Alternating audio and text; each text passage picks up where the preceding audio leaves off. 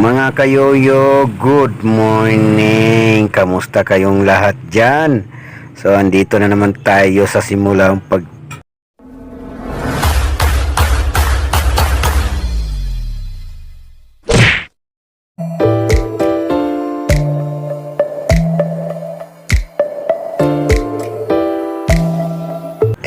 sideline ng trabaho.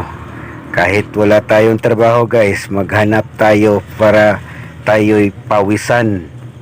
Kahit ganito lang trabaho ko guys, mahirap din nito. Buti na lang may cart tayo. At shout out sa nagpahiram ng cart, no, Dukusin BB.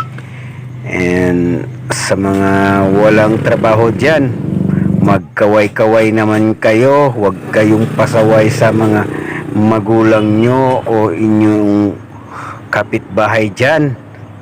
Sana po'y magpapasingot kayo para ito'y dadaan sa mga katawan nyo at kayo ay pawisan.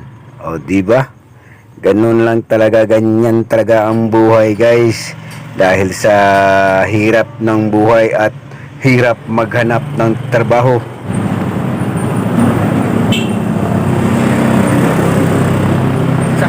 Sa panginabuhi karon guys, labi na Marcos ang presidente na turon.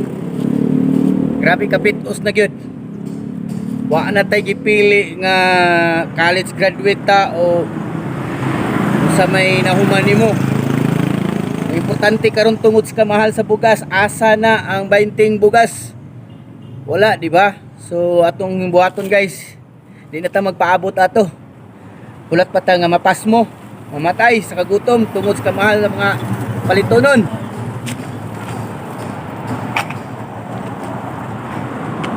Dili na nato piliyon ang atong pagkaedukado.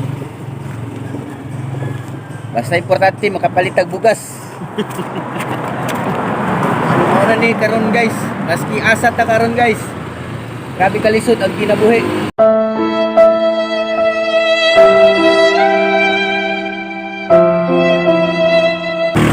Guys, dili na ta mamili trabaho guys, mahal kayong bugas. Importante nga natay kaunon matag adlaw-adlaw. Balag ginagmay nga panginabuhi. Basta mabuhi lang ta. Ay nangyari sa atin, naniwala kasi tayo agad.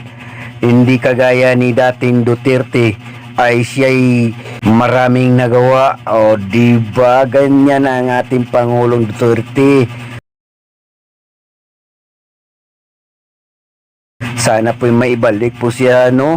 Kasi ang nangyayari ngayon guys, lahat tayo ay naghihirap dahil sa kamahalan ng mga bintahan ngayon. Paano tayo asinso kung ang bintahan ay mas lalong tataas? So sana po'y pansinin natin ito. Kaya tayo mga walang trabaho, ayan, kumayod tayo ng doble o triple. Huwag na tayong maghintay na tayo ay mamatay sa kagutom dahil sa kamahalan. O diba? So yun, toy po'y ginawa ko lang ito kasi para pawisan ako at hindi ma-stress sa pag-iisip na kailan bababa ang bigas. Ayan talaga ang buhay, no? Sana po'y kung sino naman ang makapanood nito, mag-like and share na kayo.